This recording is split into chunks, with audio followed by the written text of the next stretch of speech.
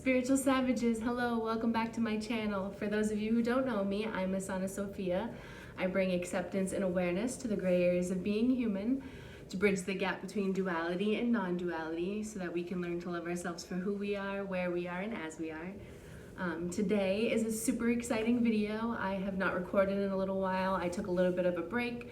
I'm gonna break that down for you a little bit here. This channel is not just about learning to love ourselves. This channel is about learning to love ourselves consistently, because consistency is key.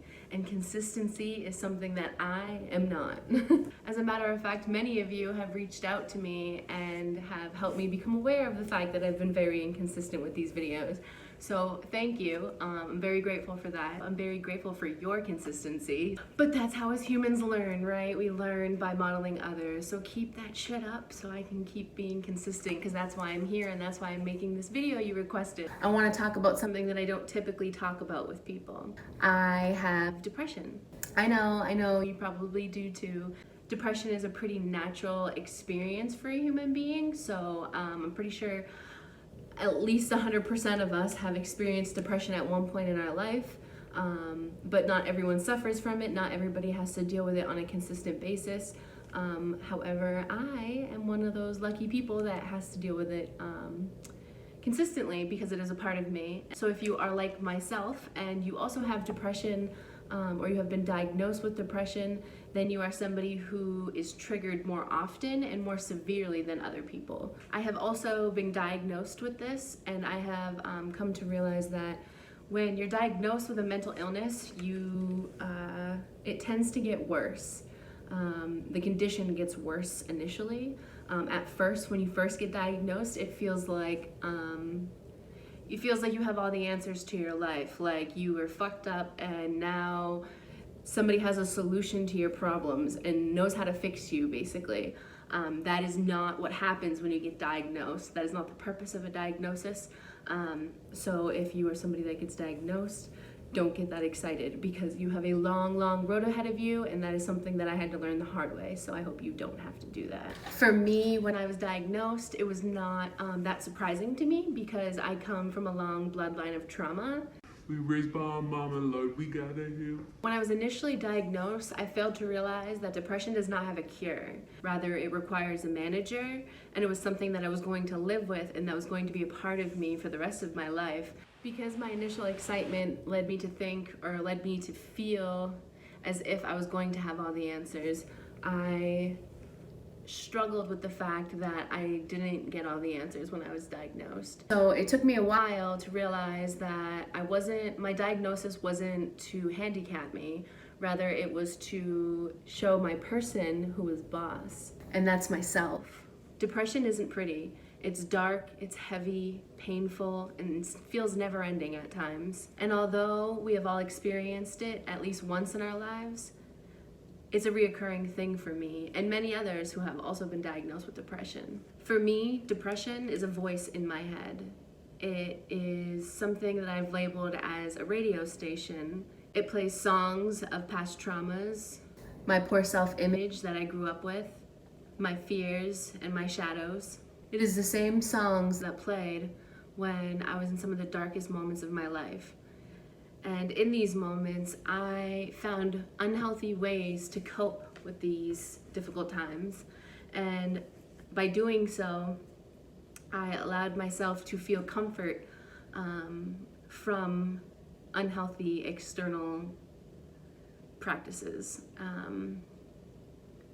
or self-harm.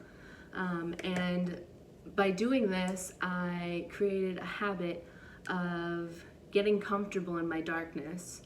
So when these songs play during stressful times, if I'm not careful and I don't pay attention to these songs, if I ignore them, then I could potentially get lost in them.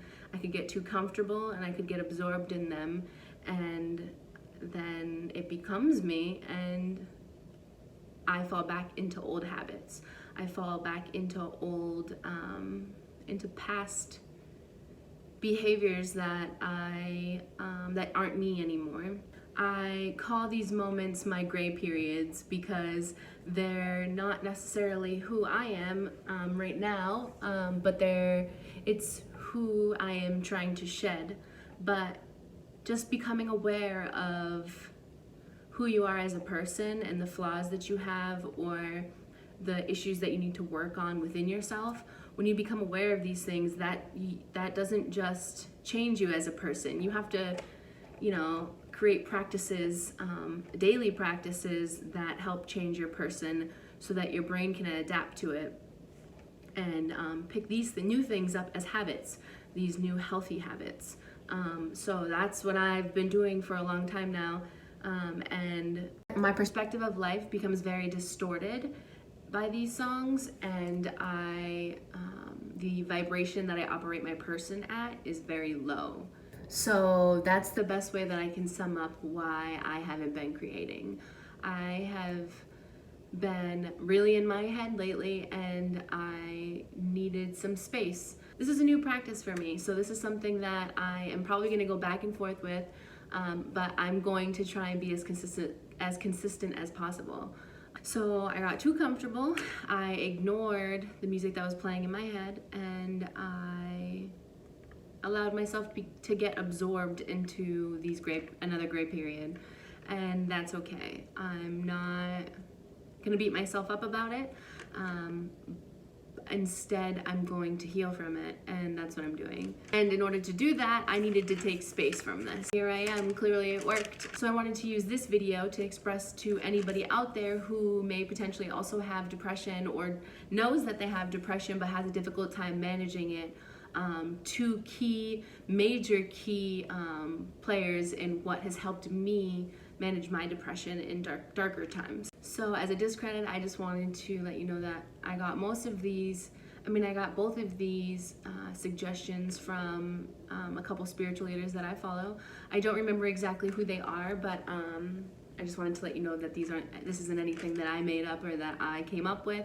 This is something that was given down to me and worked for me, so now I'm passing it on to you. So the first thing that I learned about depression is that when you are depressed, the main reason why you are depressed, the most logical reason why you are probably depressed, is because you are wearing a mask. This mask can be very superficial. It could be something that you might not even recognize at first, and you have to dig a little bit deeper for it. So let me give you an example, because it doesn't have to be anything major. Like, it's not like you're a girl but want to be a guy and you're playing that mask. Like, it doesn't have to be anything crazy like that. That's definitely something to be depressed about. If you're carrying on as a woman and you want to be a male, that's definitely something to be depressed about, because obviously you're not living as your most authentic you. So fix that shit. It could be anything. For example, when I go over my in-laws' house, they like to drink alcohol. I don't enjoy drinking alcohol. So when I used to go over there, when I first started going over their house, I would get really bothered by this, and I wouldn't enjoy my time with them. And I used to think it was a them thing. I used to think it was a problem with them, and it was a problem with their behaviors. And I realize now that it was never a problem with them. It was a problem within me, and it was something that I needed to fix. So I was carrying on, in pretending to enjoy my time with them. I loved them, I do love them, and I enjoy my time with them, but I wasn't having a good time, and I was lying about it, and I was just pretending all the time. I felt like I was always pretending to be happy when I wasn't. And so once I learned to change my perspective of the situation, now when I go over there, I enjoy the atmosphere, I enjoy the love, the connection, I enjoy their company. I don't focus on the things I don't enjoy, which is the alcohol. I don't focus on those things, and I let go of the things that I can't control. And now I enjoy my time with them so much more, and I'm happy with it when I'm with them, and I don't feel like depressed after I've been with them, because I don't feel like I have to wear a mask anymore, because I'm not lying, I'm happy. And when I'm engaging with them, I mean it, and I feel like it's completely changed the way I live my life by learning to take off the mask, even in the smallest ways. So the second thing, and the number one cure to putting depression in remission, is recognizing that depression requires deep rest. Deep rest.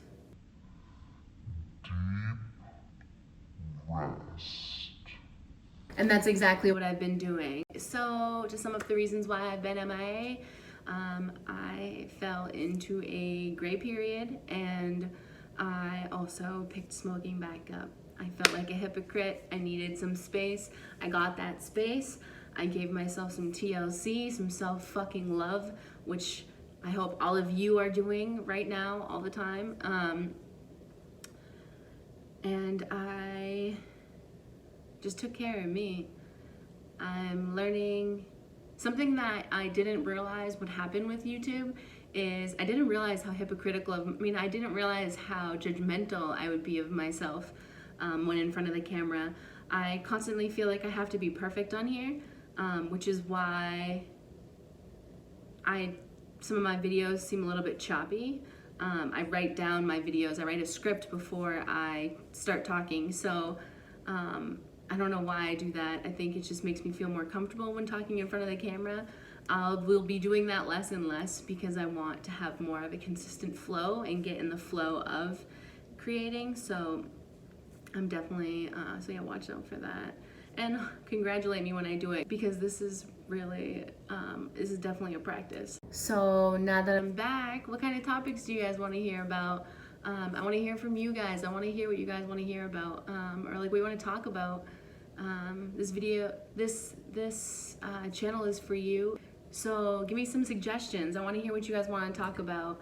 I actually changed my uploading schedule. I'm going to keep myself to one video a week. That way I don't get overwhelmed. I think I definitely overloaded myself by saying I was gonna upload 3 times a week. That was a little fucking cuckoo. I don't know why I did that.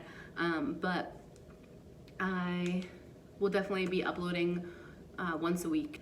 I'm also going to be making a Facebook and Instagram, so watch out for that. I'll have a lot of free stuff on there, which I think you guys are gonna really enjoy. I've been talking about this free stuff for a little while now, so it's coming, guys. It is coming, I promise. So look out for that. Also, be sure to check out my blog. I will link it below. It is The Cope Dealer. I have run this blog for a little while now, and it is something that I use to help me cope with everyday life. Coping is something that we aren't really taught how to do, but it's something that we do every single day in our lives. And so The Cope Dealer is basically just my way of coping with life. And it's some pretty cool, relatable stuff that I think that you might like, and we could branch off of on here. Spiritual Savages, thank you again for another video. If you haven't already, make sure you subscribe below. Click the bell if you want to receive any of my upcoming videos. Also, to qualify for free giveaways. I will be giving this piece of art away for free. If you would like to be considered for this free giveaway, just comment below and let me know what is